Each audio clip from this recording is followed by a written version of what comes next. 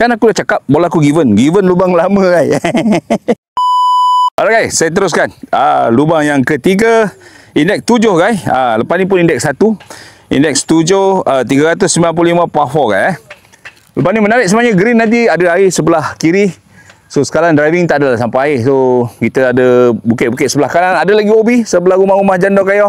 Sebelah kiri air guys. So kita target pokok ru, yang pokok Christmas 2 batang tu guys. Kalau korang nampak lah. So lebih kurang kita target kaki bukit tu guys. So kita harap dapat tiaw dengan baik. Jangan macam tadi. So ini ada chance untuk skor. Kalau pukulan kau cantik, ada chance bola roll ke bawah guys. Kau balik, one good shot.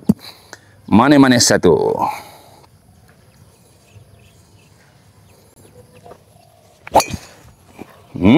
Okay. Come on. Tak nampak pun dia turun.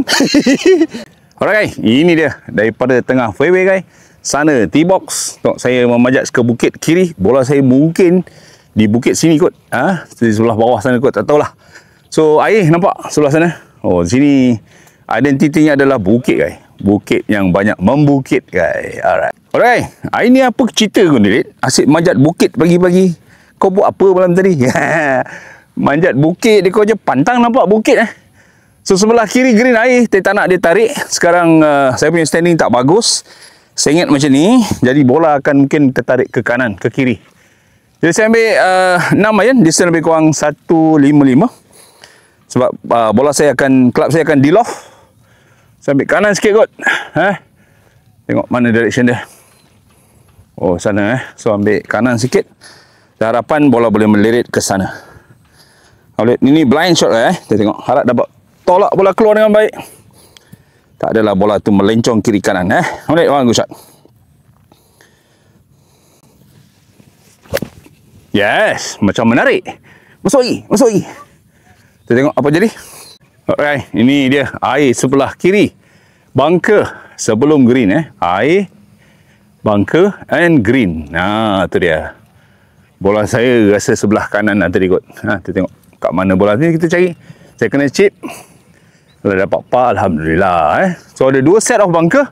Satu sebelah kiri, satu sebelah depan lagi. Memang bunker ni menanti, actually safeguard juga. Sebab kalau bola ke kiri masuk bunker, tak adalah masuk air kan.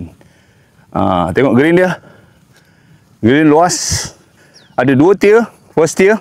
Lepas tu up, green saya pin di belakang, ada second tier guys Alright, di sinilah bola saya. Aduh, ada akar-akar sikit ni, tapi saya rasa ni okey kot.